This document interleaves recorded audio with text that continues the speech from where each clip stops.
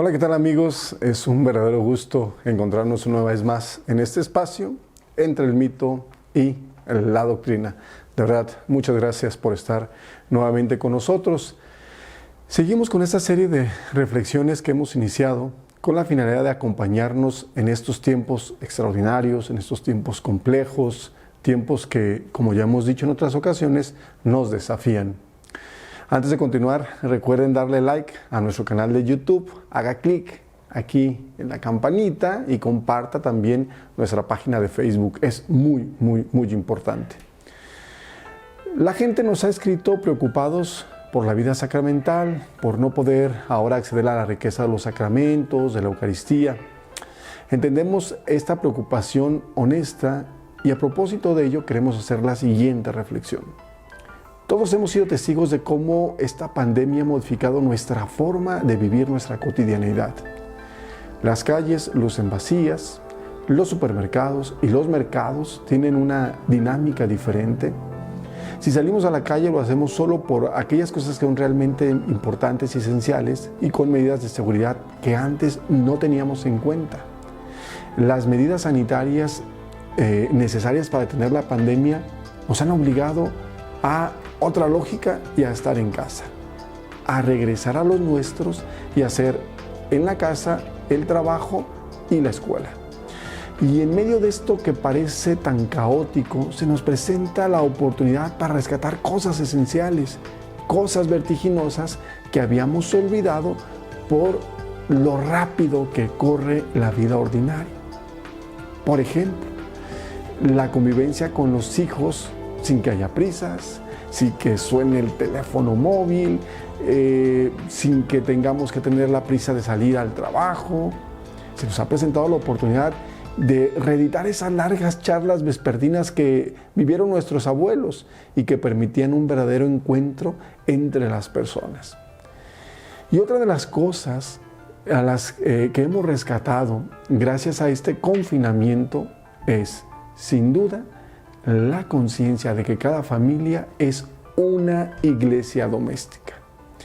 La Semana Santa de este 2020 la vivimos de manera muy peculiar, en casa. Y muchas familias se dieron la oportunidad de hacer celebraciones, estas paraliturgias en sus hogares. Y por primera vez muchos descubrieron esta riqueza, la de ser iglesia doméstica. Y de eso queremos reflexionar, sobre lo que significa ser iglesia doméstica.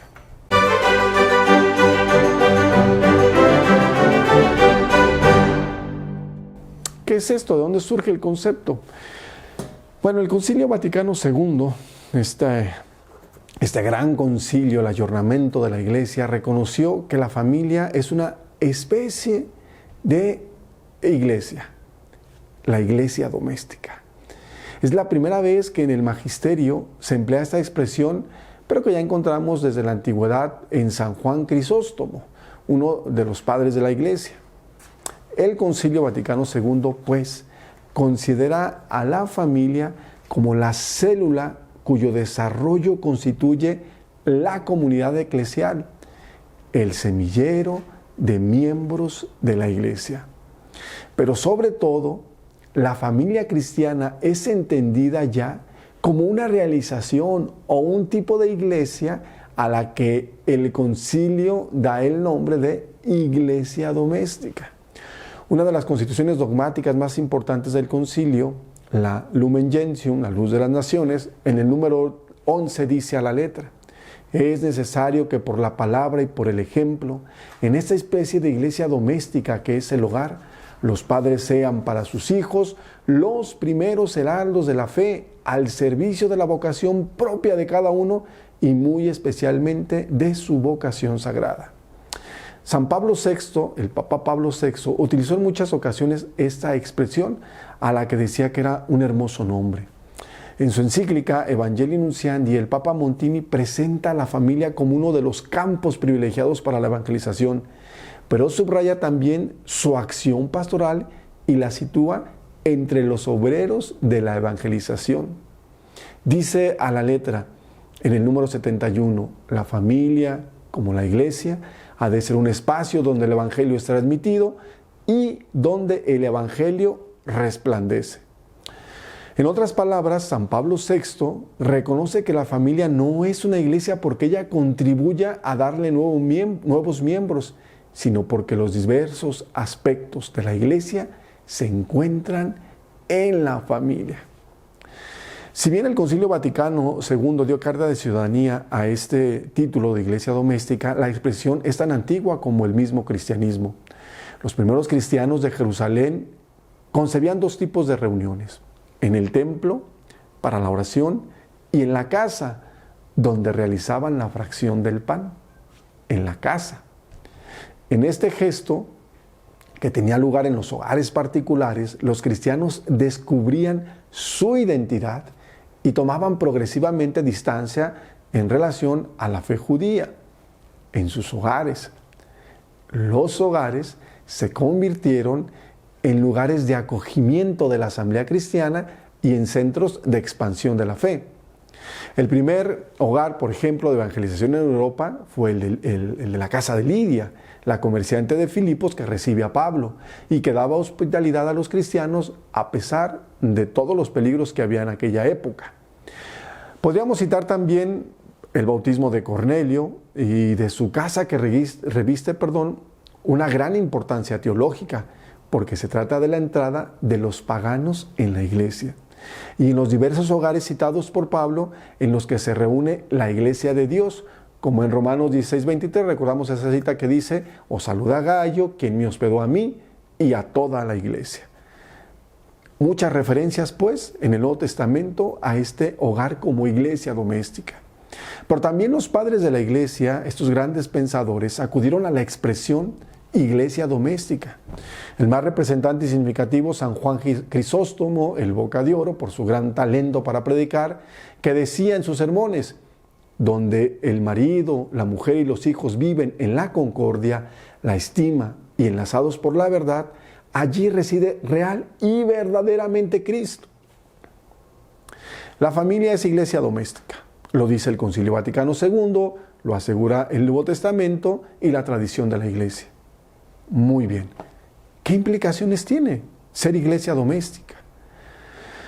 Bueno, ser iglesia doméstica no es un título bonito. Es ante todo una realidad teológica. Es decir, una realidad querida por Dios y proclamada por la iglesia. Querida por Dios y proclamada por la iglesia. Una realidad teológica. Y esto tiene implicaciones muy concretas. ¿Cuáles son? 4.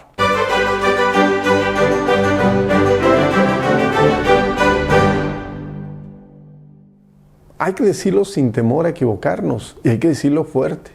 En la familia está presente real y verdaderamente Jesucristo.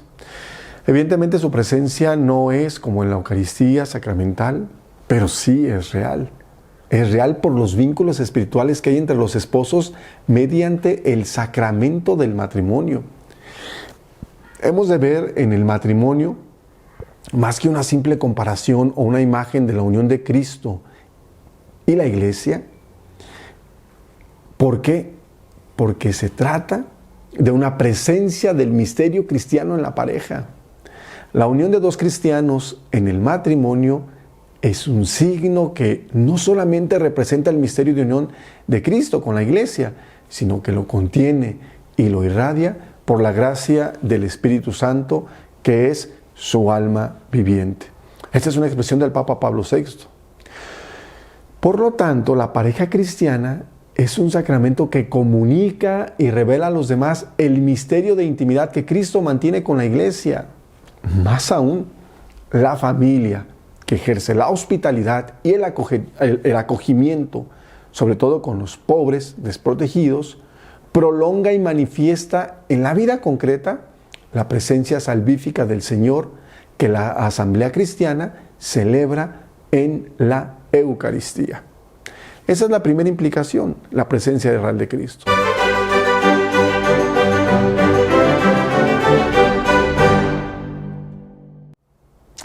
Mire, aunque entre los judíos y al principio del cristianismo, cuando el culto se celebraba en las casas particulares, como ya lo hemos dicho, la liturgia doméstica era muy amplia, muy amplia. Ahora, en cambio, es extremadamente reducida. Después de las reformas del Concilio Vaticano II, la Iglesia vuelve a animar a las familias a hacer un santuario de la Iglesia en la casa, por la oración en común y por las celebraciones que se pueden realizar en nuestros hogares. Como comunidad concreta, en el interior de la Iglesia, la familia tiene necesidad de expresar su relación de fe. Por lo general lo hacemos con devociones populares, el rezo del Santo Rosario, la bendición de los alimentos, orar al levantarnos o al acostarnos, o con la lectura de la palabra. Pero también lo podríamos hacer y debemos hacerlo con celebraciones litúrgicas, eso que se llama paraliturgia, por las que se concreta de manera sensible y real la iglesia doméstica. En estos tiempos de confinamiento, muchos buscamos las celebraciones eucarísticas por la televisión, por los medios digitales, y eso está muy bien, hay que seguirlos. Pero también podríamos animarnos a realizar estas paraliturgias debidamente autorizadas por los episcopados, con las que podemos vivir esta experiencia celebrativa, litúrgica, esta experiencia de ser iglesia en casa. Y no estar tan tristes y lamentándonos por los templos o por no poder acudir ahorita a las iglesias. Bien.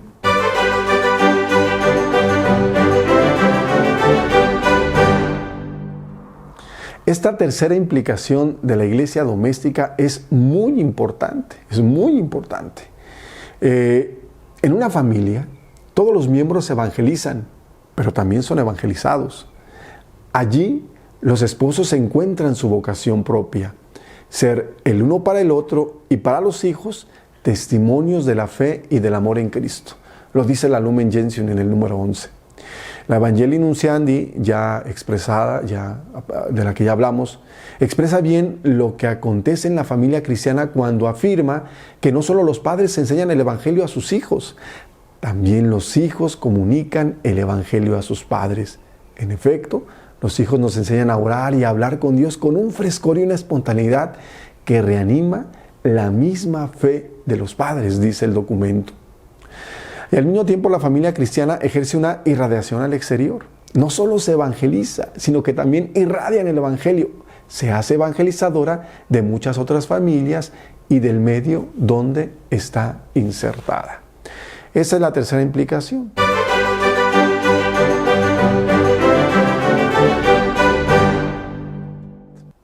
Así es. Ustedes y yo sabemos que la familia es por esencia una relación de amor. El matrimonio es considerado como el sacramento del amor del que los hijos son el fruto. La familia se funda menos en el derecho que en el amor. La misión particular de la familia es permitir al niño que viva el amor que le dé confianza en la vida. Los lazos afectivos vividos en la familia son para él una referencia vital estable en la movilidad de los lazos humanos y un lugar de humanización que lo abre progresivamente al don de la reciprocidad, al don de la libertad. No nos confundamos. La iglesia no está cerrada. La iglesia no está clausurada.